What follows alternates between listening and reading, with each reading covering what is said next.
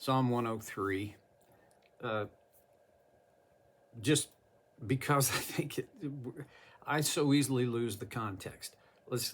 Okay, look at verse 7. We talked about it last time. He made known his ways to Moses, his deeds to the people of Israel. Now we're talking about history. The Lord is compassionate and gracious, slow to anger, and abounding in love. This is a little bit of a snapshot of the nature of God, who he is, how he is. And now in verse 9, he will not always accuse, nor will he harbor his anger forever. He does not treat us as our sins deserve or repay us according to our iniquities. This is to me, this is one of the central aspects of not just who God is and how he does, but also what my relationship to him, what am I trying to say?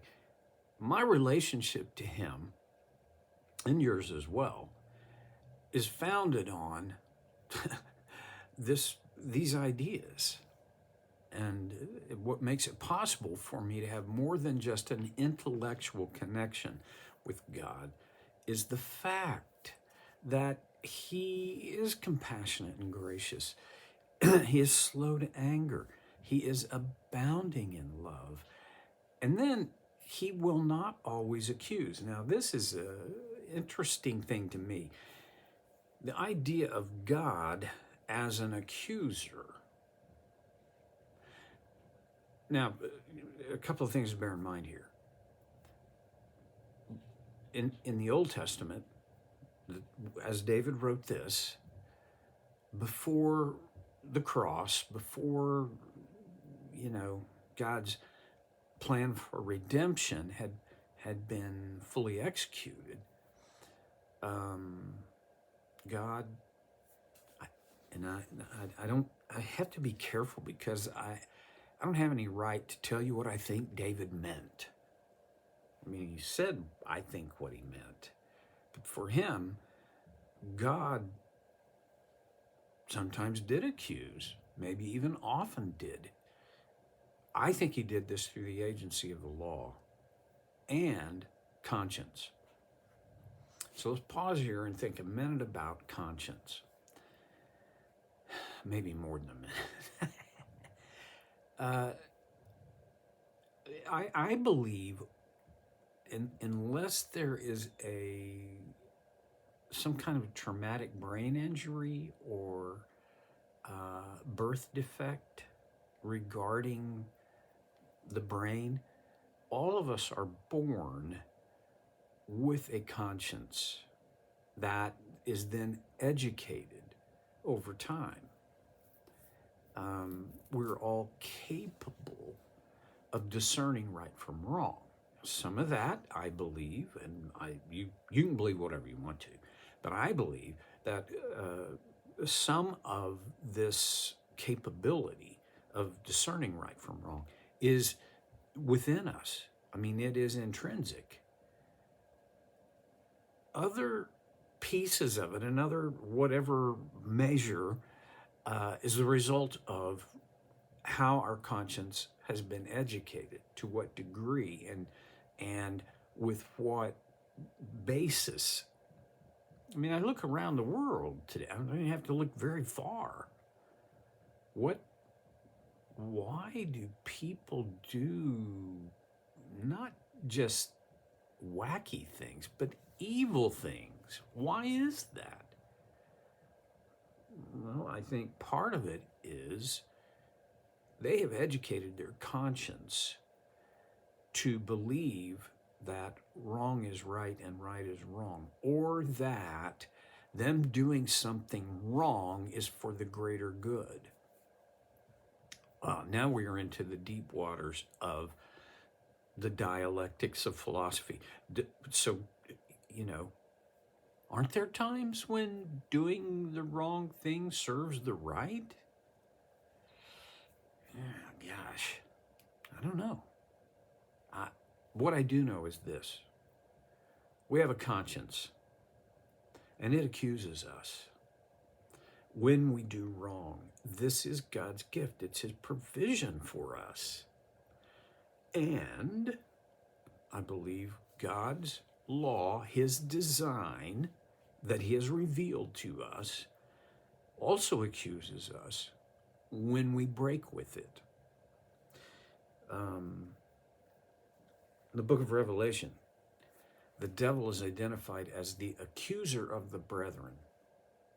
Now, so the devil's the accuser, and here God accuses, because if he will not always accuse, that really makes a strong implication that sometimes he does accuse. So we got that. All right, here's for what it's worth. God, when God accuses me, when his law and his word accuse me, there is no, it's not like, well, we'll take that to trial and find out if that's a just accusation. Well, because of who God is, if he makes the accusation, it's because it is truly valid. Now, Satan, on the other hand, he is the accuser in the sense that it's kind of, as I understand the legal system, there's what I have read and heard called a frivolous lawsuit. These are lawsuits with no real basis. Well, his accusations, they don't have a basis. He is a liar and the father of lies. Why would I think when he accuses me consistent with his nature, a liar. Okay, I've obviously gotten kind of caught up in this whole idea of accusation. Well, here's the thing. What David is saying is God will not always accuse me. In other words, yeah, my behavior, and he's going to go on and get really close to saying this, but my behavior at times, maybe many times, deserves accusation because it is a break with his design. But God won't always accuse. And then he goes on, nor will he harbor his anger forever. Ooh, what is it to harbor anger? Well, harboring anger is just simply holding on to. Now, on a human level, what happens when we hold on to anger? Well, it doesn't diminish. Anger that is held onto, anger that is harbored, bores more deeply into the heart. It begins to become the lens through which we see that person, and if we're not careful, the entire world. And it's a distorted lens. Anger, harbored anger on a human level never brings clarity. Well, God will not harbor his anger forever. Okay, a couple of things here. Well, one big thing. Anger is an emotion. And David assigns this emotion to God, that there are times when he becomes angry. Well, one of the classic times that God was angry was in the days of Noah. He regretted that he had ever even made the human race, because everything, everywhere, had turned to evil except for Noah, and by extension, we think his family. And in his anger, God destroyed everything, all the people, all their civilizations and tribes and cities except for Noah and 3 sons, their wives, and his wife. 8 people in all. Okay, God gets angry. I know, for me, I don't want God to be angry at me. Now, if there are people in my life that if they're angry with me, it kind of bothers me, but I mean, I get over it. And then there are other people, if they're angry with me, I just drive on. I can't do that with God. And here's one of the reasons why. The Grand Canyon. Told you this before. But I love going to the canyon, and I because of the wonder, just the unbelievable grandeur and beauty of it. And when I look into that canyon, and every time I go, I take a bunch more pictures of the same things I've already taken pictures of. But it always comes to mind about the power of God that did this. This is not by chance. Lots of Christians believe that the Grand Canyon was carved over perhaps billions of years, but certainly millions of years by the Colorado River. Okay. There are others of us who believe on the basis of just an observation of the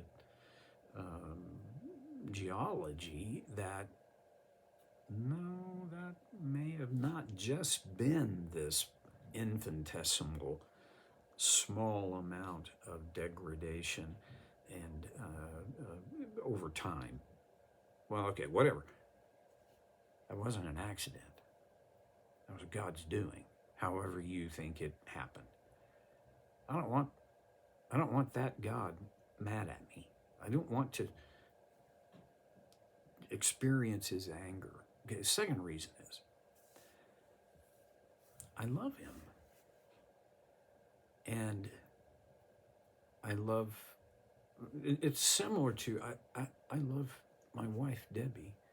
I don't want her angry at me. Not because she can do me harm, because she's that powerful, but she could, but because I love her. Okay, God will not harbor his anger forever. And there are times when it feels like he must be mad at me. Look at what's happening in my life. Don't believe the emotion of the moment. God will not be angry forever. And then in verse 10, he does not treat us as our sins deserve or repay us according to our iniquities. This is mercy. Mercy is not getting what we deserve. He does not treat us as our sins deserve. For David, one of the principles of the law, and I don't just mean the 10 Commandments, I mean the bigger, expanded upon law, was eye for eye, tooth for tooth. What you do, you're going to get. And there is this measured reciprocation. Well, God doesn't do that. All right, now, quick bunny trail because I got less than a minute left.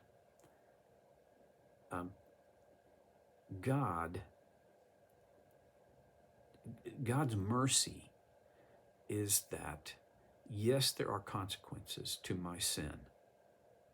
And when those consequences come fully into play, they can be between hurtful and devastating.